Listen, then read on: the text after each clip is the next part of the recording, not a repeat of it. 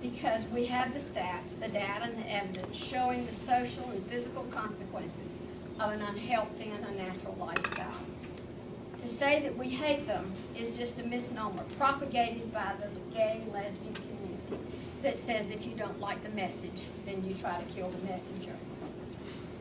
Jim said many times the hateful dissent that he has received bothered him more because most of it was from hate-filled people. And he always reminded them to remember that harboring hate and anger is like drinking poison and waiting for the other person to die. So we do not hate them, and that must be understood. So to ban gay marriage is also a misnomer because you can't ban something that does not exist. But we cannot stand by while a radical element of 2% of the population tries to destroy the universal definition of marriage and alter the course of civilization so that they can have special rights. Those rights they already have. They're in the Constitution. It says that all men are endowed by their Creator with certain unalienable rights of life, liberty, and pursuit of happiness. And you can set up a household with anybody under any circumstances that you want. But the real issue is we do not want to redefine marriage for the social acceptance of a small minority. Radical homosexuals ask for these rights so that everyone can accept their lifestyle as wholesome and recognize their union as the same as of a man and a woman. Robert Knight in the Washington Times said it's not enough to love our friends and family who are homosexuals. We're being asked to love the behavior that threatens their bodies and souls. And I will refer you to the Gay and Lesbian website because Jim did this often. It's www.glma.org.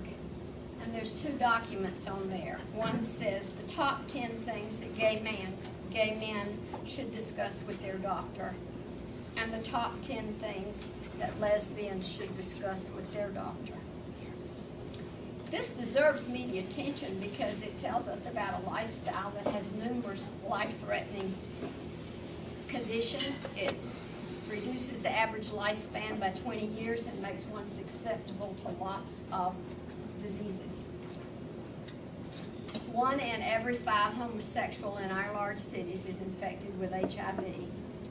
The young practicing homosexuals that I speak to are amazed and wide-eyed with wonder when you tell them some of the consequences of their behavior.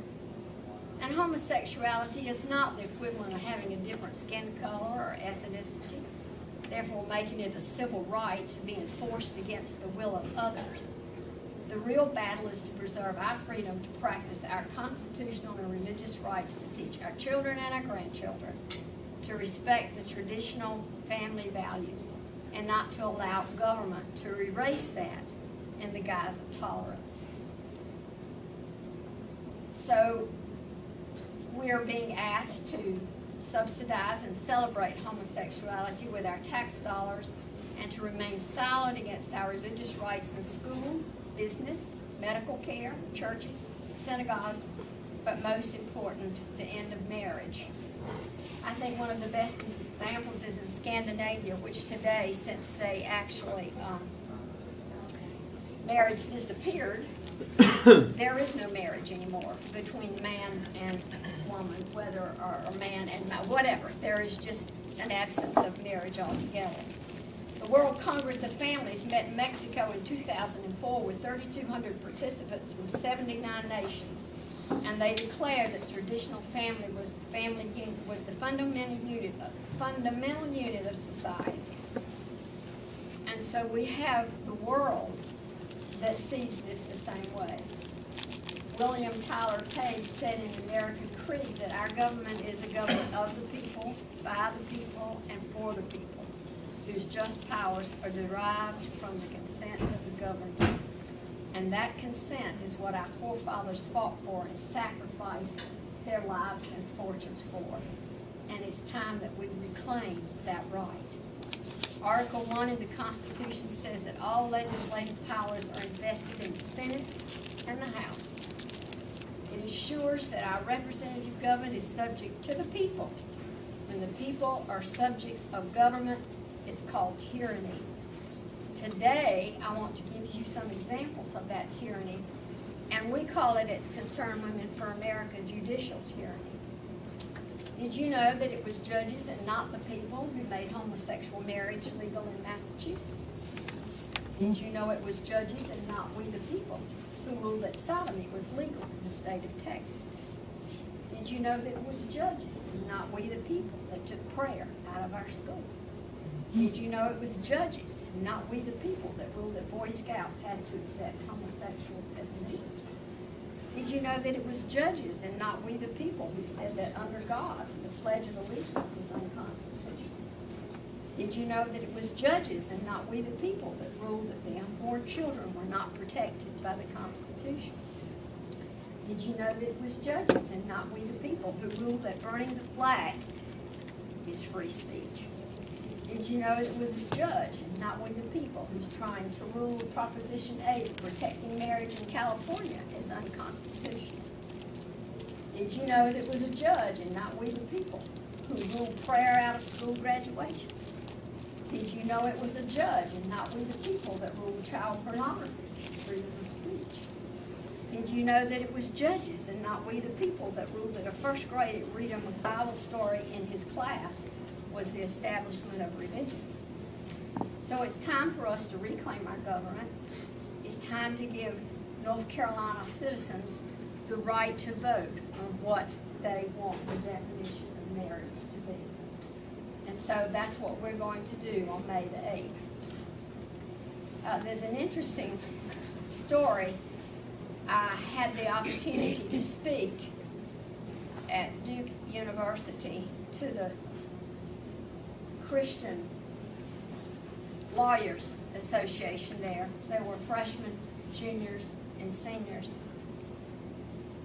And I asked them a question.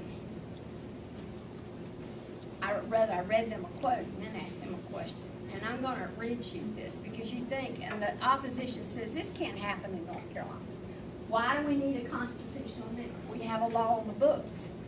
Well, the reason is the judge or a governor the governor cannot veto a constitutional amendment, and a judge cannot declare it unconstitutional. You can try, but if it's in your constitution, that is your organic document. And I brought a copy of the North Carolina Constitution with me tonight. I was going, if you wanted to ask when was the last amendment made, because that's another argument from the opposition, that it really doesn't, we don't want to mess with our Constitution. We don't want to tamper with it. Well, I assure you that the Constitution has been changed. I think the last amendments were in 2006, and I can look those up for you if you'd like. But this is the quote that I read to the to the attorney students at Duke University.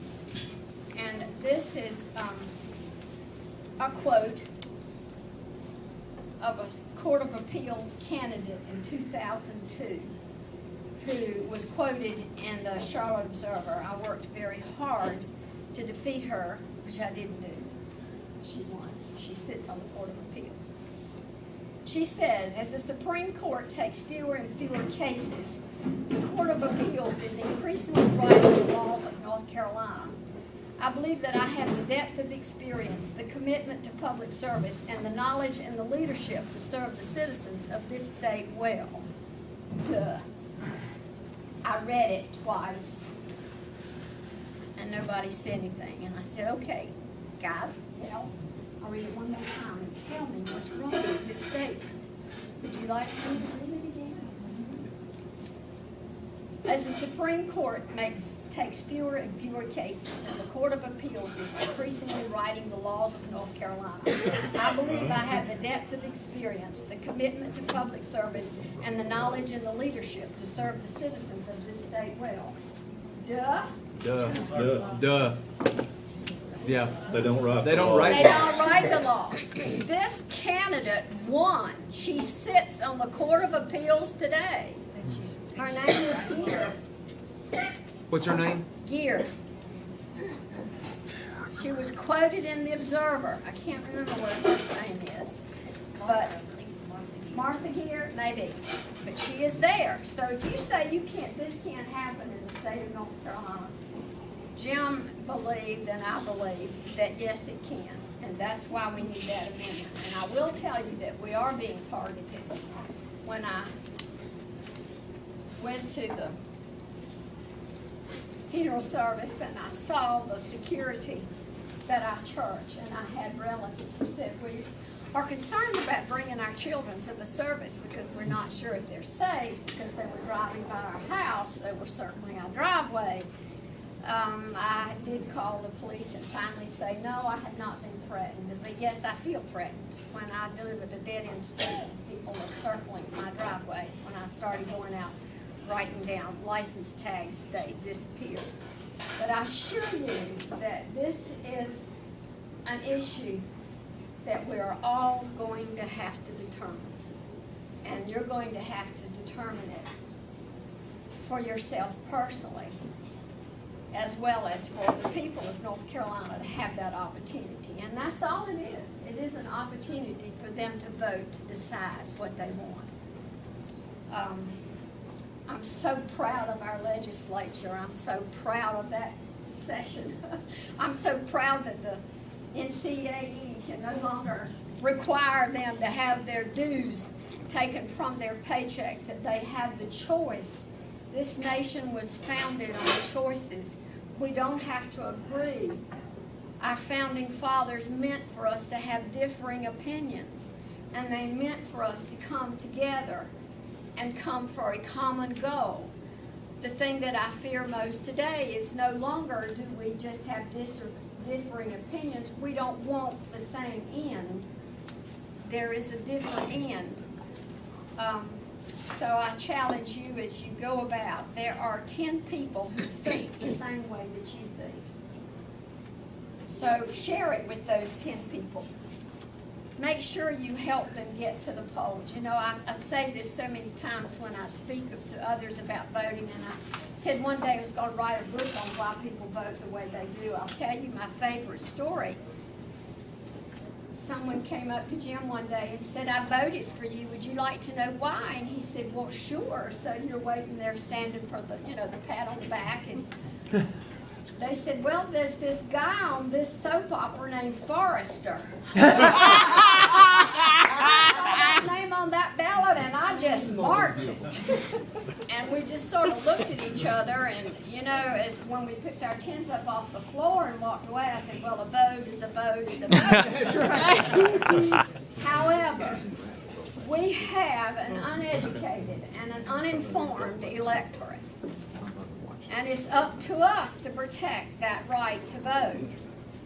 And if we don't, then we're going to lose that right to vote. So I would encourage you, and I tell so many people what the one-liner I was going to give you was that I cannot believe that we have Republicans that will drive across town to save 75 cents on a gallon of milk and won't walk across the street to vote if it's raining. We have an issue with getting our people to the polls and getting them to the vote. North Carolina is a conservative state. We have conservative traditional values. But by not voting, by remaining silent, you are saying something. So I just encourage all of you, that's my time. If you have any questions you want to ask me, but do make sure they're all passed out, that you have the ballot, the bill, the way it's going to appear on the ballot, because that's what a lot of people are going to ask you, and they were very concerned because it doesn't say anything on the ballot itself about the opportunity for people to enter in contracts or business to offer benefits or whatever, and that's not on there in the way it's going to be on the ballot. But there is a provision for that in the bill, and you can see that. So don't let anyone come and tell you, oh, it's going to hurt business. People are not going to come to North Carolina.